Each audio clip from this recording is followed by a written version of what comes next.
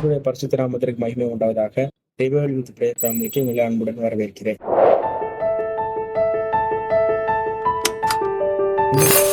நம்ம வேதத்துல இருந்து பார்க்கிற ஒரு வசனம் மத்தேயு 13ஆம் அதிகாரம் 12ஆம் வசனம். உள்ளவன் எவனோ அவனுக்கு கொடுக்கப்படும், அவன் பரிபூர்ணம் அடைவான். இல்லாதவன் இருக்கிறவன் எவனோ அவனிடத்துல இருந்து இருக்கிறதோ நீக்கி எடுத்துக் கொள்ளப்படும்.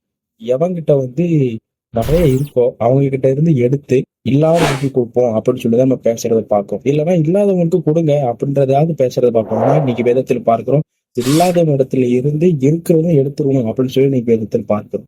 இது பொருளை வச்சோ இல்ல ஒரு கார் பைக் இது இல்லாதவங்களுக்கு கொடுக்கணும் அப்படிப்பட்ட கான்செப்ட் இல்ல. இது ஒரு 4 வசனத்தை வச்சு நான் உங்களுக்கு புரிய வைக்க விரும்புறேன். மத்தேயு 5ஆம் அதிகாரத்துல பாக்குறீங்கன்னா 5, 6, 7, 8 சாந்த குணம் உள்ளவர்கள் பாக்கியவான்கள், அவர்கள் பூமியை சுதந்திரித்துக் கொள்வார்கள்.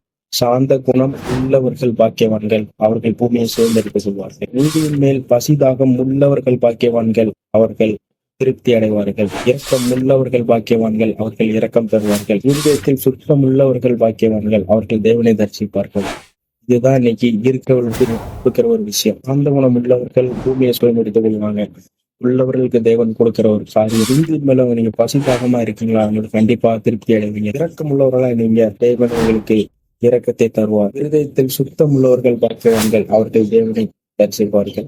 இன்னைக்கு ஒரு நல்ல ஒரு கிறிஸ்தவனா வாழணும் அப்படின்னா அப்படியே ஆகல நேரம் அந்நிய பாச பேசணும் அப்படின்ற கான்செப்ட் தான் இன்னைக்கு ரொம்ப வந்துச்சு. ஆனா அப்படிப்பட்ட விஷயங்கள் முதலாவது முக்கியம் இரக்கமா இருக்கணும், அன்பா இருக்கணும், உதவி செய்யணும், அடுத்தவங்களை மன்னிக்கணும், கோவப்படக்கூடாது, பொறாமை, இந்த மாதிரி ஒரு பேசிக்கான விஷயங்கள் தான் தேவன் முதலாவது உங்களுக்கு எதிர்பார்த்தார். இது இருக்கும் பொழுது ஆவிக்குரிய வளர்ச்சிக்கு தேவன் கொடுப்பார். இன்னைக்கு பார்த்த வசனம் போல இதெல்லாம் உள்ளவர்களுக்கு தேவன் அடுத்த கட்டத்தை கொடுப்பார். தேவனுக்கு பார்த்ததுக்காக நன்றி. தேங்க்யூ. God bless you.